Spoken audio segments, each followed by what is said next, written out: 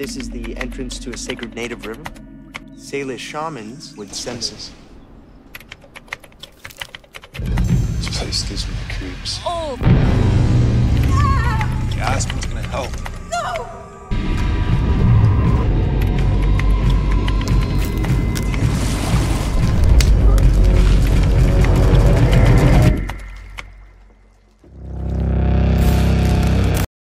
Film ini dimulai dengan menampilkan sebuah band bernama Sled Dog yang terdiri dari 3 anggota. Eric sebagai gitaris sekaligus penulis lagu, Mitch sebagai vokalis sekaligus bassis, dan Olivia sebagai drummer. Mereka sedang menikmati liburan di tengah alam pegunungan Rocky, Kanada dengan mengayuh kano di atas danau yang tenang. Mereka berencana akan berlibur selama 5 hari ke depan. Mereka juga membawa bekal yang cukup untuk perjalanan kali ini. Namun di balik ketenangan liburan mereka ada sesuatu yang mengganjal terutama dalam pikiran Eric. Eric, sang penulis lagu utama, sedang berada di titik terendah dalam karirnya. Ia mengalami stres berat karena lagu-lagu terbaru yang ditulisnya gagal menarik perhatian pendengar. Tidak seperti lagu pertama mereka yang berjudul Backfire. Lagu itu yang dirilis bertahun-tahun lalu sangatlah hits dan membawa Sled Dog ke puncak popularitas. Tetapi seiring berjalannya waktu, popularitas mereka mulai memudar. Lagu-lagu baru yang diciptakan Eric tidak mampu mengulang kesuksesan Backfire, dan band mereka mulai kehilangan daya tarik di mata publik. Bagi Eric, liburan ini adalah kesempatan untuk menenangkan diri sekaligus mencari inspirasi baru demi menyelamatkan band mereka. Ia merasa beban besar di pundaknya karena masa depan Sled Dog kini bergantung pada kemampuannya dalam menciptakan lagu yang bisa kembali membawa mereka ke puncak ketenaran. Jika Eric gagal lagi dalam menciptakan lagu terbaru yang bisa menarik perhatian para pendengar, Eric khawatir hal ini dapat menyebabkan band mereka bubar. Bahkan dalam perjalanan kali ini, Eric bersama teman-temannya membawa sejumlah obat-obatan terlarang guna membantu mereka menghadapi tekanan mental yang semakin berat. Meski Eric adalah penulis lagu utama, tugas Mitch dan Olivia tak hanya berperan sebagai pendukung mental Eric, mereka juga ikut membantu mencari inspirasi dan ide untuk lagu-lagu terbaru mereka, berusaha agar band mereka dapat kembali menciptakan sesuatu yang luar biasa.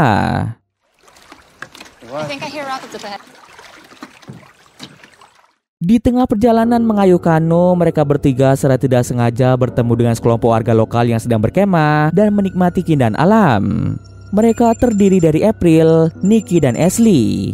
Begitu menyadari bahwa yang mereka temui adalah anggota band Sled Dog, April dan Nikki yang merupakan penggemar lama langsung meminta foto dan tanda tangan Eric, Mitch, dan Olivia. Merasa ini adalah momen yang tepat untuk beristirahat, Eric, Mitch, dan Olivia memutuskan untuk bergabung dengan April, Nikki, dan Ashley. Mereka duduk bersama menghabiskan waktu sambil berbagi cerita. There seems to be an issue with your reception. You'll have to try. I don't care about any of that. Karena hari sebentar lagi akan gelap, mereka mulai membangun tenda dan akan melanjutkan perjalanan pada keesokan harinya mengelilingi pegunungan Rocky. At the most, no, 5 days, even less. I'm gonna kill you. Just do me a favor, okay? They're called Tone Shark. Keesokan paginya ketika matahari baru saja terbit, Eric, Mitch, dan Olivia bersiap-siap untuk melanjutkan perjalanan mereka di sepanjang pegunungan Rocky. Namun sebelum mereka sempat melangkah lebih jauh, April yang sangat mengidolakan mereka secara tiba-tiba menyatakan keinginannya untuk ikut dalam perjalanan mereka. April tidak mau melewatkan kesempatan langka untuk bisa bersama band favoritnya. Mendengar hal itu, awalnya mereka ragu untuk mengajak April, tapi pada akhirnya mereka sepakat untuk membiarkan April ikut bersama dengan mereka.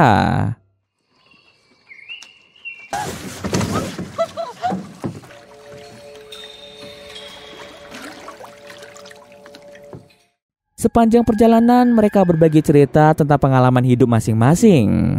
April mengungkapkan bahwa lagu-lagu Sled Dog sering menjadi teman setianya selama menjalani aktivitas sehari-hari. Pass my cigarettes. Yeah, on Backfire. Tak terasa hari sebentar lagi akan gelap. Mereka langsung menepi untuk membangun tenda dan membuat api unggun. Malam itu mereka pun bernyanyi bersama sambil mencari-cari inspirasi untuk menciptakan lagu terbaru. Untuk melepas stres dan menghilangkan ketegangan, mereka berempat memutuskan untuk menikmati minuman keras dan mengkonsumsi obat-obatan LSD. Ketika obat tersebut bekerja, dunia di sekitar mereka tampak berubah. Mereka mengalami halusinasi kuat dengan melihat warna di sekitar mereka tampak lebih hidup. Selain itu, Mitch yang saat itu buang air kecil sempat melihat adanya sosok yang mengintainya dari kejauhan.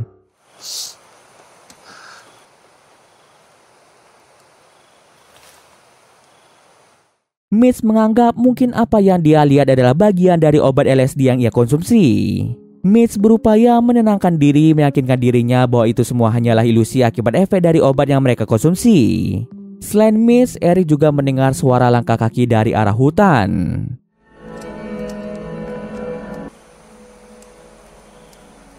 Hello? Mitch! Eric mungkin juga merasakan efek dari meminum obat tersebut. Eric mencoba memeriksa sumber suara itu, namun tiba-tiba saja suasana di sekitarnya berubah menjadi gelap. Ternyata Eric pingsan dan dibangunkan oleh April yang kebingungan mengapa Eric tidur di luar tenda. Eric menduga penyebab semua ini adalah obat yang ia konsumsi. Baru saja membuka matanya, Eric dan Mitch melihat warna air di dekat mereka berubah-ubah yang menandakan obat itu bekerja dengan baik. She's still water, man. It's fucking beautiful. Fucking beautiful. Mereka kembali melanjutkan perjalanan mereka sambil mencari inspirasi untuk ide lagu terbaru mereka. Di tengah perjalanan, April mengamati adanya sebuah topeng yang tergantung pada salah satu pohon. We have to put peanut butter down. Then it's good. What It's song? really good. What's that? Mitch menjelaskan topeng itu biasanya digunakan sebagai penanda jalur. Lalu tak jauh dari tempat mereka, Mitch sempat melihat ada hal yang mencurigakan.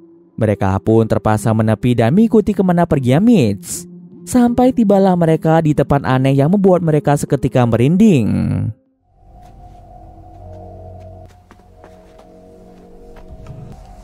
Let's go set up camp. This place gives me the creeps. Karena hari semakin gelap, mereka pun terpaksa bermalam di tempat itu. Di depan api unggun, Eric bersama Olivia mencoba mencari inspirasi. Namun tidak dengan Mitch. Mitch malah asik mengkonsumsi obat-obatan bersama dengan April. Di saat yang lainnya sudah tertidur lelap, Mitch malah terbangun hanya untuk menyaksikan aktivitas paranormal yang terjadi di dekatnya.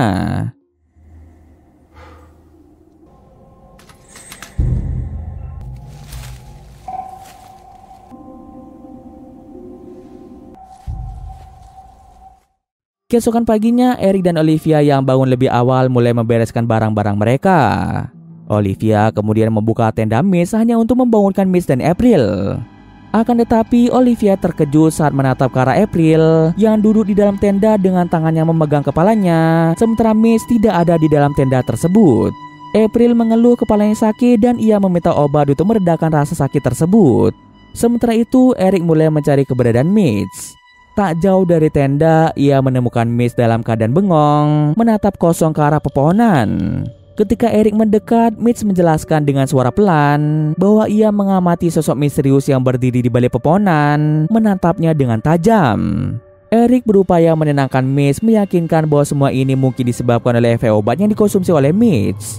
Eric kemudian mengajak Mitch kembali untuk melanjutkan perjalanan mereka. Get going, we gotta go. Just hungover. Nothing's... Di perjalanan, Mitch merasakan ada yang tidak beres ketika mengamati gerak-gerik April yang bertingkah sangat aneh. Lalu tiba-tiba sesuatu yang mengejutkan terjadi di mana kepala April meledak. Is she okay? Get up, okay? Okay, man, just deep breath.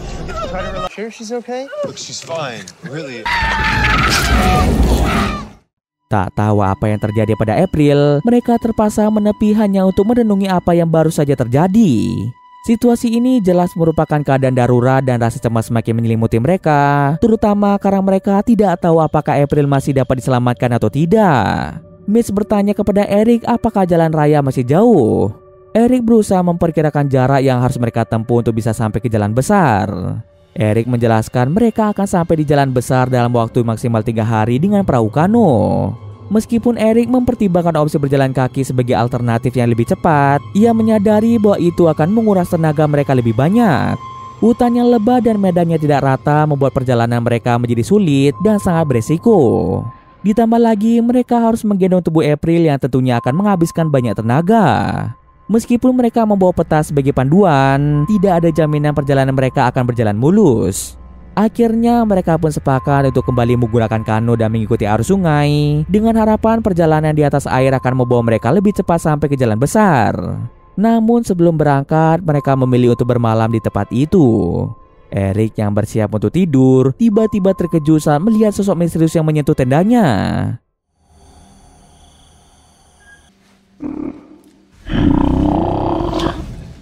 Di sisi lain, Mitch yang belum tidur menyaksikan sosok aneh yang tampak seperti alien mendekati tenda mereka. Kebingungan melanda dirinya, Mitch bertanya-tanya apakah sosok itu benar-benar nyata atau hanya ilusi akibat kelelahan dan obat yang ia konsumsi. Merasa penasaran dan ingin memastikan kebenarannya, Mitch memberanikan diri untuk mengikuti sosok tersebut.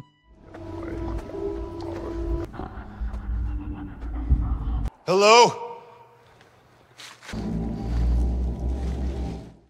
Ketika mengikuti sosok tersebut, Mitch yakin jika sosok itu adalah sesuatu yang nyata, bukan sebuah halusinasi. Paginya, Mitch bercerita kepada Olivia dan Eric bahwa tadi malam ia sempat memandang sosok yang mirip seperti alien mendekati tenda mereka. Mitch yakin sosok tersebut benar-benar nyata. Namun Olivia yang ternyata tidak mengkonsumsi obat LSD sama sekali, tidak merasakan kehadiran siapapun selama mereka liburan. Menurut Olivia, apa yang dilihat oleh Mitch hanyalah dampak dari pengaruh LSD yang dapat memicu halusinasi. Tanpa membuang-buang waktu lagi, mereka kembali melanjutkan perjalanan dengan menaiki kano dan mengikuti arus sungai. Waktu terasa berlalu begitu cepat dan malam pun tiba. Di tengah perjalanan, mereka sempat melihat adanya beberapa tenda yang terbangun di tepi sungai. Hello? Mereka pun menepi dan memeriksa area tersebut dengan harapan bertemu dengan orang-orang yang bisa membantu mereka menemukan jalan keluar lebih cepat. Alangkah terkejutnya mereka saat melihat beberapa orang tewas mungkin disebabkan oleh serangan hewan buas. Oh my God. What happened to them? Tak ada satu orang pun yang mereka temui di sana. Karena mereka ketakutan berada di tempat itu, mereka kembali melanjutkan perjalanan. Setelah beberapa saat, perut mereka berbunyi. Rasa lapar yang tak tertahankan akhirnya memaksa mereka untuk menepi sejenak. Mereka mengambil sisa makanan yang mereka miliki dan mengkonsumsinya secara perlahan. Persediaan makanan dan minuman mereka yang semakin menipis membuat Olivia tidak yakin apakah mereka bisa keluar dari tempat ini dengan selamat. Saat mereka berdiam diri, Mitch kembali memberitahu Eric bahwa ada beberapa sosok yang mengawasi mereka dari balik sema-sema.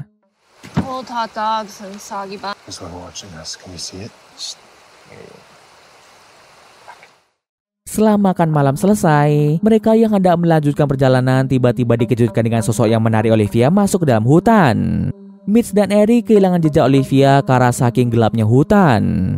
Tak tahu harus melakukan apa, Mitch dan Eric mengambil keputusan untuk kembali melanjutkan perjalanan dan meninggalkan Olivia begitu saja. Dalam situasi terdesak, mereka terpaksa membawa satu kano saja dan meninggalkan tubuh April di tepi sungai untuk mengurangi beban. Setelah menempuh perjalanan yang panjang dan melelahkan, mereka akhirnya menemukan sebuah kabin tua yang terletak di pinggir sungai. Dengan harapan mendapatkan bantuan, mereka segera menepi dan bergegas memasuki kabin tersebut. There's nothing in the truck. Did you find anything?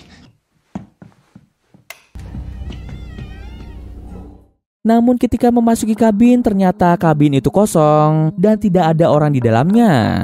Hal yang mereka lakukan selanjutnya adalah mencari telepon guna menelpon bala bantuan. Akan tetapi ternyata di kabin itu sama sekali tidak ada telepon yang tersambung. Di saat yang sama pula, Mitch merasakan sakit yang luar biasa pada kepalanya. Mitch meminta bantuan Eric untuk mengebor kepalanya, dan benar saja terdapat semacam parasit yang tertanam pada kepala Mitch.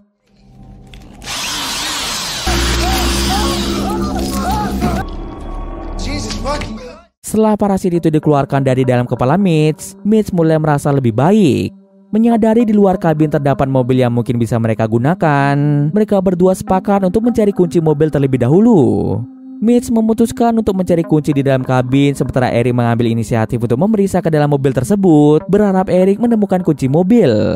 Akan tetapi, beberapa makhluk malah mendatangi Eric dan menyerang Eric hingga membuatnya tidak sadarkan diri. Supposed to make me famous. Oh, you fucking ugly.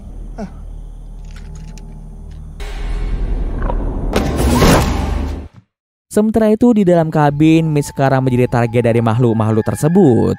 Mitch yang sadar dirinya dalam bahaya mencari cara untuk bisa kabur dari kabin tanpa diketahui oleh para makhluk itu.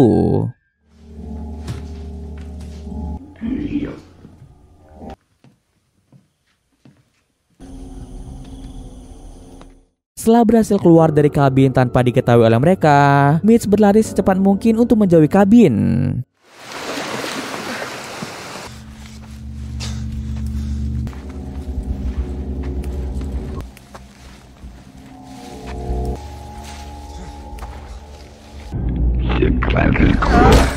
Mitch merasa bersyukur setelah berhasil menemukan jalan besar. Beruntungnya di tengah perjalanan, Mitch melihat pengendara mobil melintas yang kita sebut saja sebagai John. Saat John bertanya tentang apa yang terjadi dan mengapa kepala Mitch terlihat terluka parah, Mitch yang sudah tidak memikirkan keselamatannya meminta bantuan John untuk membawanya ke kantor polisi, melaporkan bahwa teman-temannya mendapat serangan dari makhluk misterius di dalam hutan. Mendengar hal itu, John segera membawa Mitch menuju kantor polisi.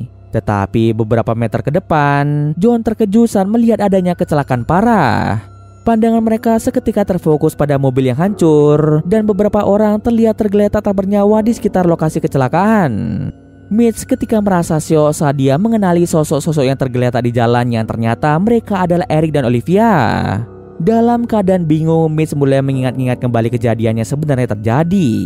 Barulah Mitch menyadari bahwa dirinya, Eric dan Olivia mengalami kecelakaan parah saat hendak pergi liburan dengan menaiki kano. Kecelakaan mobil itu bisa terjadi diakibatkan mereka yang mengonsumsi obat-obatan terlarang secara berlebihan sehingga mempengaruhi pikiran mereka. Ketika kecelakaan mobil itu terjadi, Eric dan Olivia meninggal di lokasi, sementara Mitch yang mendapat benturan keras pada kepalanya hanya dalam kondisi pingsan. Mereka sebenarnya tidak pernah sampai ke tujuan liburan yang mereka rencanakan. Semua hal yang terjadi sepanjang film hanyalah bagian dari ilusi yang diciptakan oleh alam bawah sadar Mitch, seolah-olah Mitch sedang bersama teman-temannya berlibur dengan menaiki kano sambil mencari inspirasi. Padahal kenyataannya Mitch dalam kondisi tidak sadarkan diri. Semua sosok yang muncul termasuk April, Nikki, Ashley, dan sosok misterius yang selalu mengintai mereka dari balik semak-semak adalah bagian dari alam bawah sadar Mitch. Ketika Mitch akhirnya terbangun dari pingsan setelah kecelakaan akibat mendapat benturan keras pada kepalanya, ia merasa linglung karena obat-obatan yang ia konsumsi masih menyisakan efek dalam pikirannya. Mitch yang masih dalam keadaan bingung berlari melintasi jalanan dan di sanalah dia bertemu dengan John. Setelah mengingat apa yang sebenarnya terjadi, Mitch tidak bisa lagi menahan kesedihan. Mitch memberitahu John bahwa yang mengalami kecelakaan itu adalah teman-temannya yang tewas dalam kecelakaan mobil akibat pengaruh obat-obatan. John yang mendengar hal itu segera menelpon pihak kepolisian untuk melaporkan kecelakaan yang terjadi. John turut bersedih atas apa yang menimpa teman-teman Mitch dan kini mereka tinggal menunggu kedatangan polisi untuk mengevakuasi semua mayat yang ada. Kini Mitch harus menghadapi kenyataan pahit bahwa dua orang yang sangat berarti dalam hidupnya, sahabat-sahabat yang selalu ada di sisinya, telah pergi untuk selama-lamanya. Dan cerita pun selesai. Oke, mungkin sekian dulu video kali ini. Jika ada kesalahan, gue maaf. Oke, see you next video guys.